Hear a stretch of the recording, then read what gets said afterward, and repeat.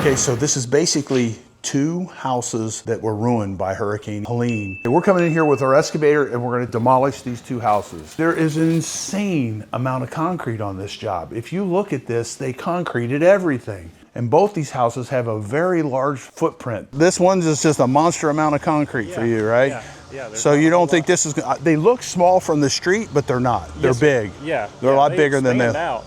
Yeah, they do. And then they have pools in the back and paver areas, and this is, I mean, almost this whole property is concrete from here back.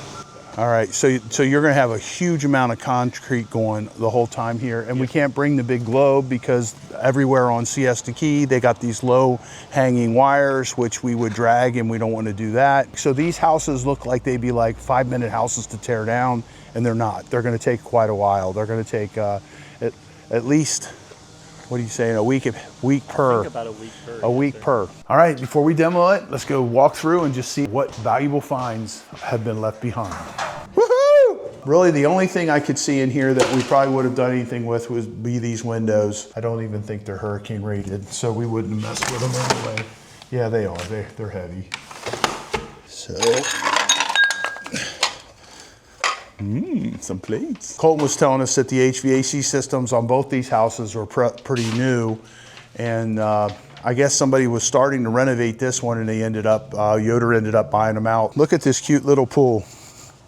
That's kind of cool. So somebody's already got the pool equipment out of here. We're not really going to take that much time to pull much out on these houses. We're just gonna get them torn down. So we're tearing this one and we're tearing the one down next door.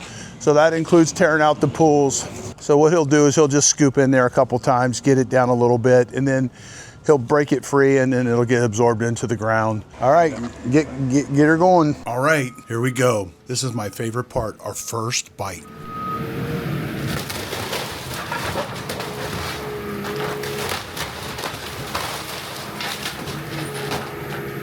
By the way, flat roofs are really not a good idea. They have leaks in them nonstop. So in this situation, this is a bad situation for these people, whoever owned this place. So they're really close to the ocean. It's a really nice location. They're on Siesta Key, a world-class location. And what's gone on is most likely this is what happened. They started rehabbing it. Went in to get their permit, or even tried to do it without getting a permit. The city shows up, says, hey, you got to go get a permit. They go get a permit, and they find out about this rule. It's called the 50% rule. And the 50% rule says that whatever the property is worth on the tax roll, you can put 50% of that amount of work into the house, or it has to be torn down and rebuilt. And the reason that they do this is a rule that FEMA put together, is to try to get these houses to be built in such a manner that they can handle these hurricanes, because we're going to have hurricanes every year where we live. And that's just a part of living here. And the reality of it is FEMA doesn't want to pay out this year, and then pay out in 2 years, and then pay out again in 10 years, and pay out again on the same house. They don't want to do that. They want you to tear this structure down, lift it, 11 feet or 10 feet, depending on where you're at, what coastal zone you're in. Now, if there's a hurricane, you have very minor impacts, doesn't even exceed your deductible, and then they don't have to get involved. Also, obviously, it's safer. It's safer if you're not in the water, you're above the water. The amount of water that it takes to put 10 foot of water over an island like this is unbelievable. This impact here would have been from Hurricane Helene. We've gotten a lot of houses that over this time since these hurricanes hit, because we got a whole bunch of them all at the same time in this particular 30-month time frame. And what happened is they get into them, they get started remodeling them, and then another hurricane hits, and they're like, geez, I don't know if I want to deal with this. All right, so one of the obstacles here now that we're on site is we noticed that these power lines are, they're drooping down pretty high. The telephone poles are not very tall. So what that means is we can't fit our dump trailer in here. So that dump trailer saves us a lot of trips on the C&D trips. So meanwhile, we're looking at this job and we're like, holy cow, look at all this concrete. and there is a ton of concrete. So everything from the house being concrete, the driveway, a lot of this whole area is concrete. Both of these houses have pools, both of them have flat roofs. We just didn't realize how much concrete there was in these two jobs. And as we get further into the job, you can see it. It's just a mind-blowing amount of concrete.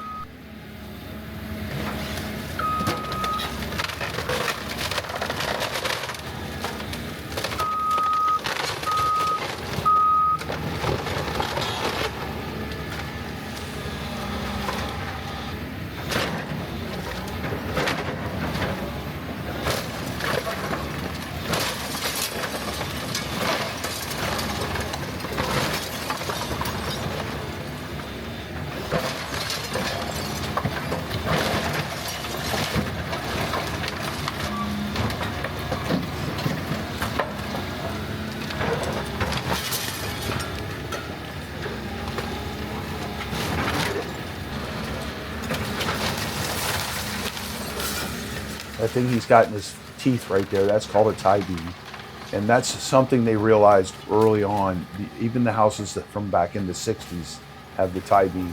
So if the tie beam is basically a concrete rubber band, or not really a rubber band, but it's a concrete beam that holds the whole top of the house together.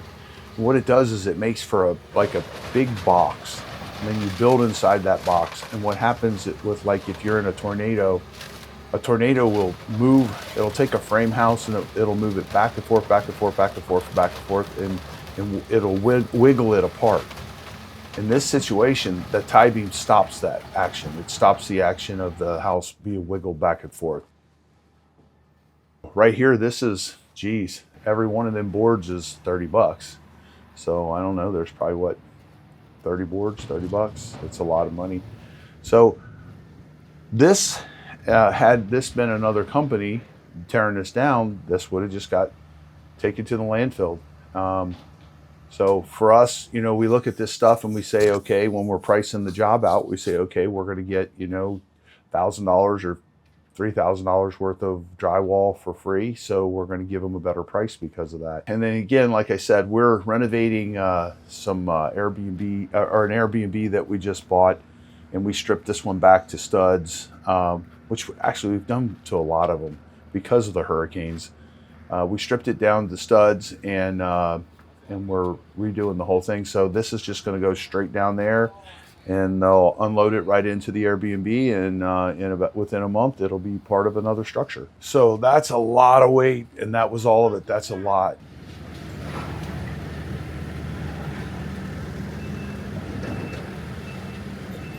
Okay, so you see us taking out a pool here, and you see all that water. Now, first of all, the groundwater in this area, the elevation here, this is 3 foot above sea level, maybe 5 foot above sea level at the most. So there's so much water in the ground already. We have a choice here. We can maintain a pump and bring it with us and have all the issues that you have with maintaining another piece of equipment. And those pumps are very persnickety, which means you got to have the oil, you got to have the fuel, you got to have it with you, got to have a place to put it, and so on and so forth. Or you could do what we do, which is just take the bucket and scoop some of the water out, drop it into the ground, it'll absorb, and just keep doing that over and over and over. And then you could fill it in like this. It works. You don't have to mess with the pump. It's not that big a deal.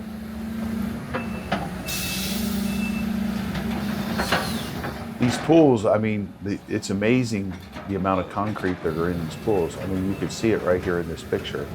When they do the concrete in the pools, they use the ground as a form, and a lot of times they get very wasteful. And this is an example of it. I mean, look at the size of that piece of concrete. That's definitely overkill. Not something you really need to have in your pool. So here he is, and look at how strong that machine is. I mean, that's probably 5 tons. That is a lot. That's like picking up a pickup truck, you know? What he's doing here is he's kind of pulling it apart and getting the rebar apart so that when he loads it into the truck, it doesn't drag all those pieces of additional concrete in with it, makes it hang off the edges and prevents us from putting the tarp on.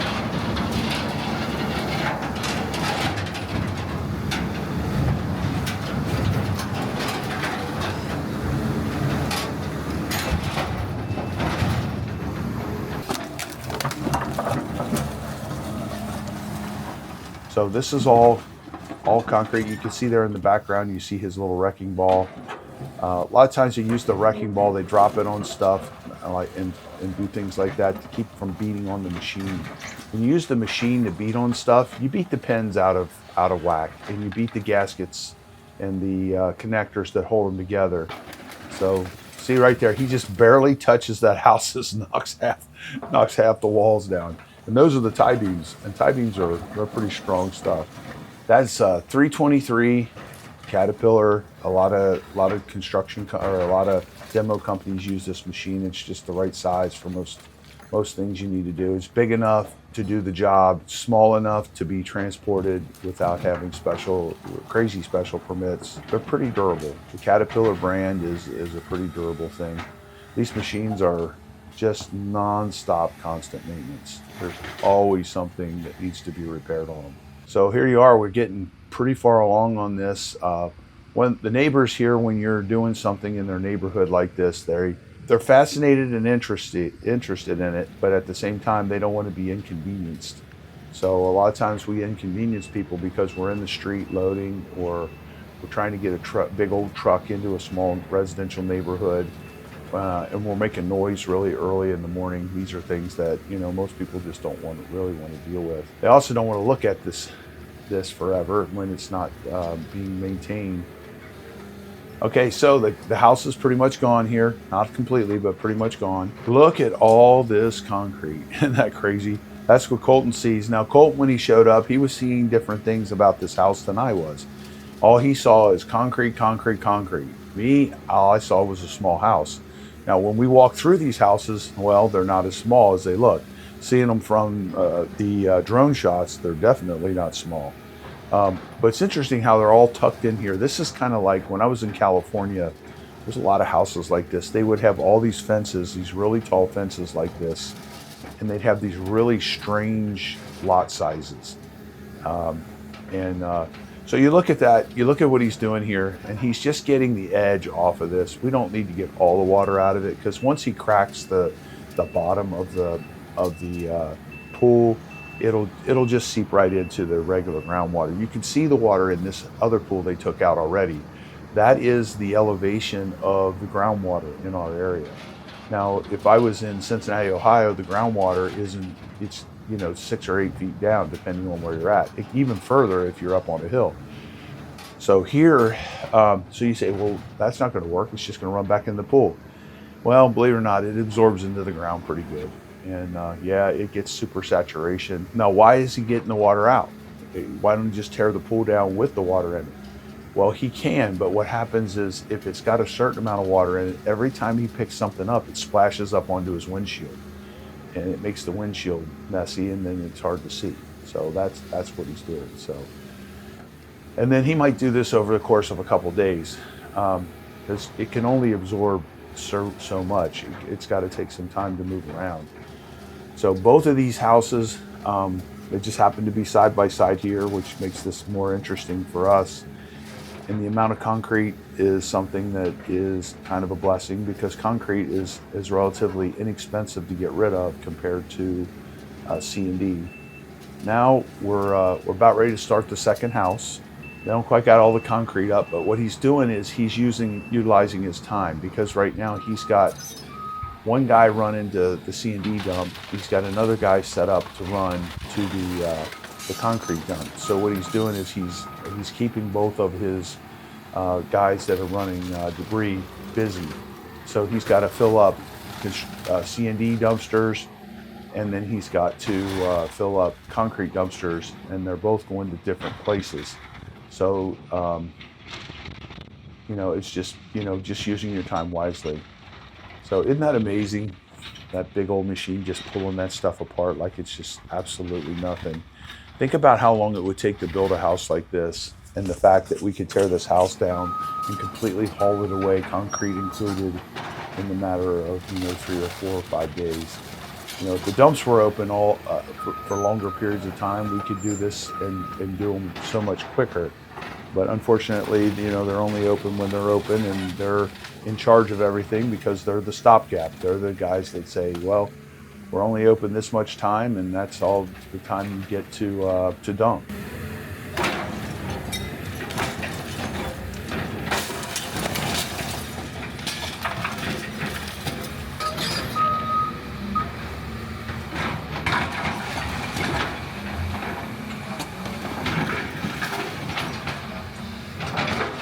What I think Colton's doing here, because I'm seeing him mix up everything, I think what he's doing here is he's just making himself an entry point into the house.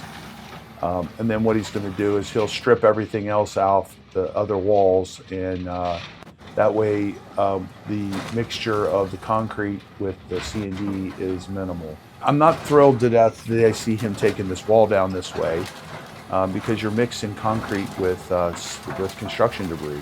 Construction debris is done by the tonnage. So if you're bringing in a whole bunch of concrete inside of your construction debris, what you're doing is you're increasing or you're decreasing your profit.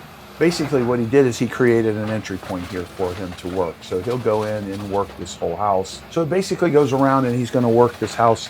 He needed a place to get into the house. So he just mixed up some of it. He's going to try to separate the rest of it.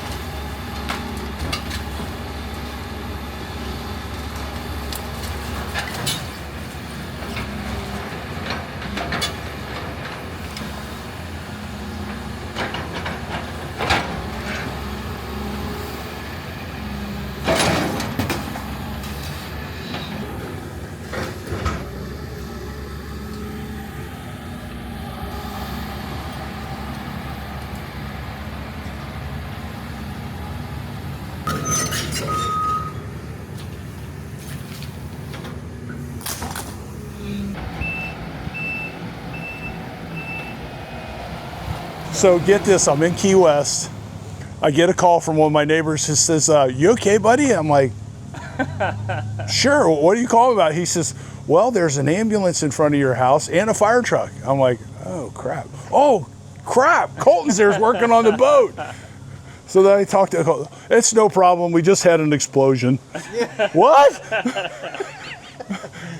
So that's all he tells me, right? And I'm like, I get off the phone, I'm like, they had an explosion. Can you send pictures or something? So then I call Colton, and he says, can I call you back? I'm in the hospital.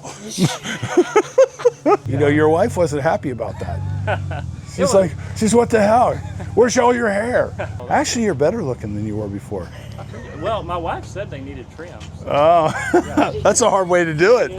Yeah. Well, I did that, burnt all the nose hairs out and everything. Yeah, it's good to get the nose hairs out, though.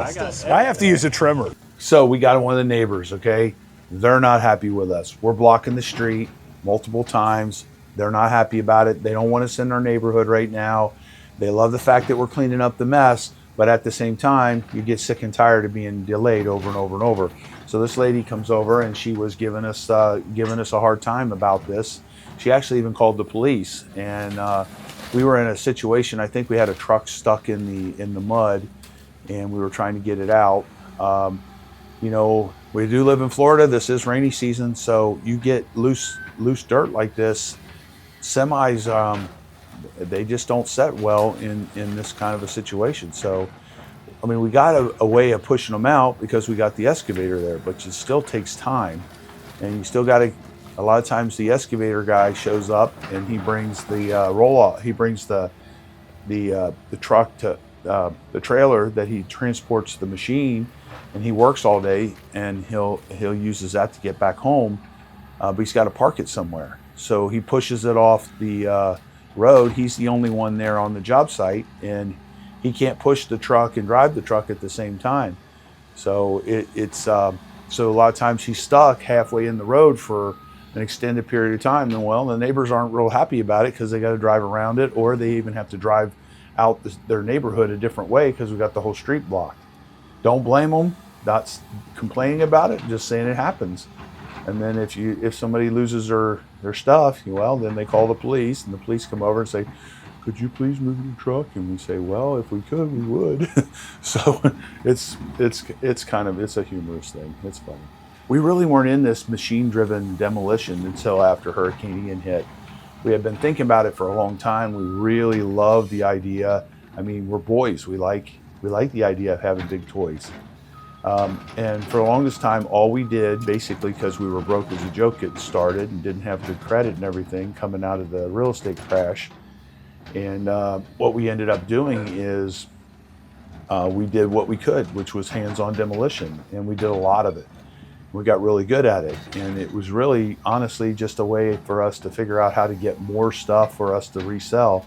We liked the idea that we could make money coming and going. We could make money doing the actual work, and then make money again off of the stuff that we were getting. Because coming from where we come from, we don't see what people call junk in Naples or Sarasota. We don't see that as junk. We see that as stuff that people could use, and we use that, we repurpose that stuff. So that's a big part of our business model. So after Hurricane Ian hit, what happened is we were toying around with going ahead and doing this, and we went ahead and indulged ourselves, and we had already done the research. We went out and bought a machine and had somebody deliver it, and then we bought a truck to haul it around, and bought some roll-off trucks, and it was a big cash outlay for us. We're glad we did it. We love it. We were able to walk right into this business and become, because of our reputation, it's the same guys.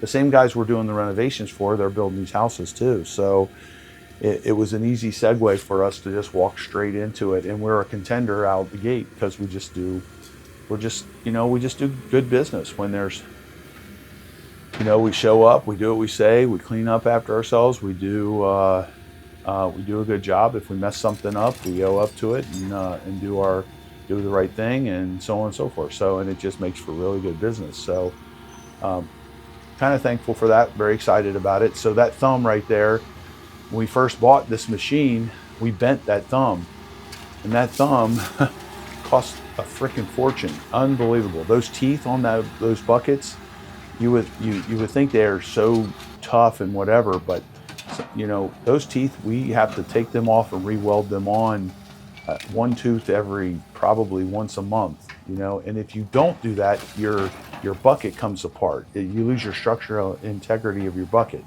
So right there, what he's doing is he's taking the time to actually pull some aluminum apart and separate it.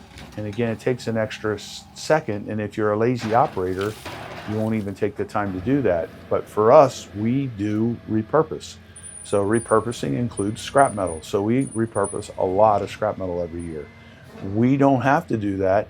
It would be so much easier not to do that, but it's just good. It's a good all-around thing to do.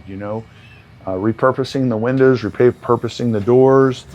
A lot of times in the business cycle, we can't do it because we just don't have the amount of labor available, and we just get stuck on a situation. Or in this situation, we didn't have the crews available to do this job a different way. A lot of times we'll strip a house like this inside without the machinery, just to make it cleaner, which saves us money. Ultimately, we're paying it out on labor, but we're ultimately saving the money on dumping fees.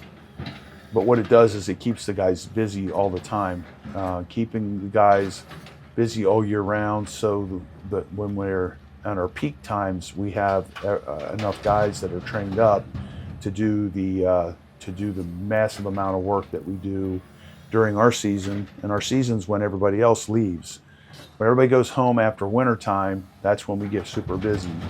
We do a lot of these high rises and stuff, and we're cleaning out in the HOA neighborhoods, in the gated communities. We're working on stuff in there because they don't want to hear all the noise during the time that they're here for their 3 or 4 or 5 months that they're down here during, away from the snow and everything.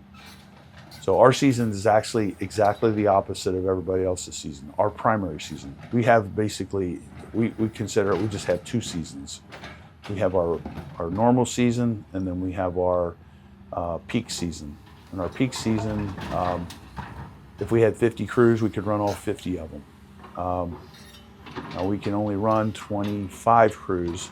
We typically are running 22, 21, 20. Just depends on how much labor we can get.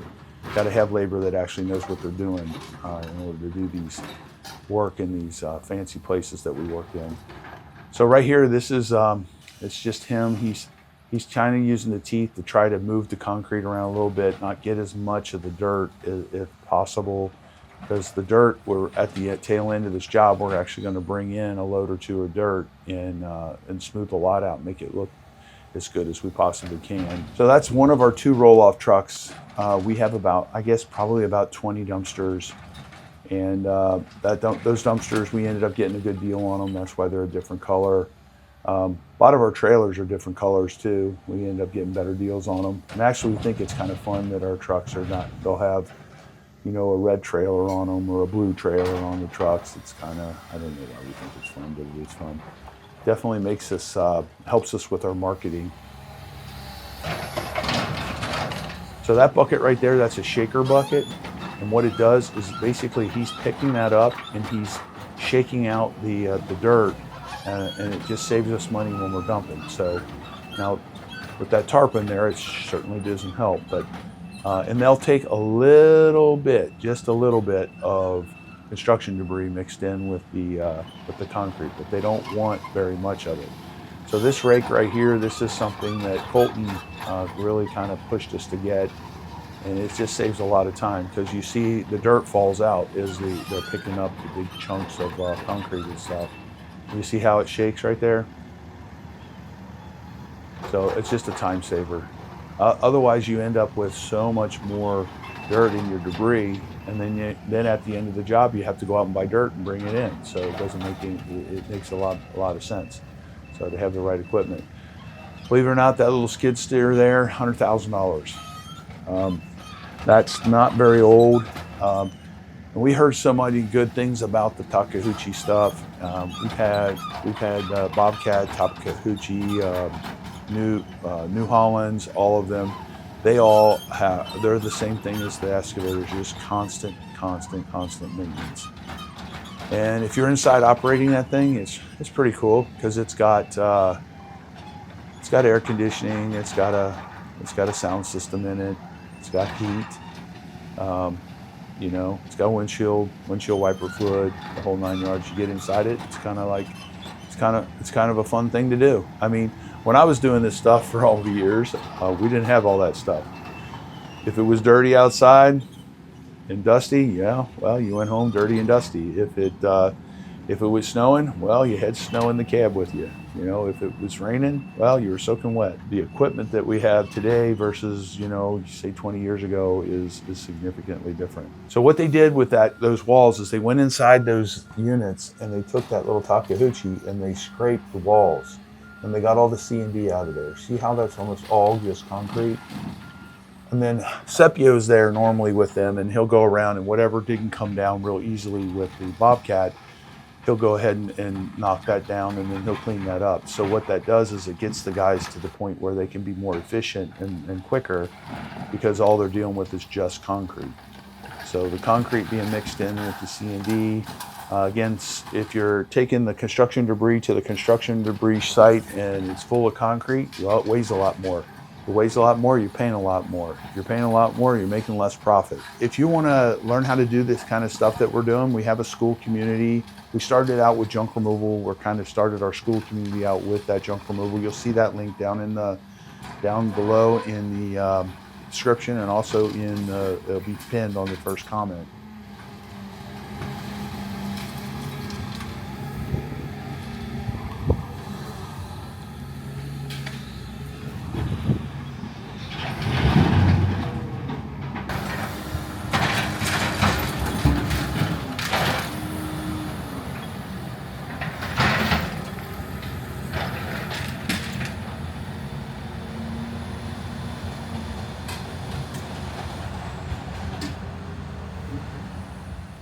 So there you go. That's what it looks like when you get done with something like this. Notice the trees that we saved. Looks pretty good. It's a rainy day. That truck was stuck. Everybody on the street are working on their stuff. There you go. That's us, and that's how we do it. Okay, if you like what you saw today, please like and subscribe. And watch this video right here. This is on a 7-story building we tore down right on a beach, 24 units. You're gonna love it.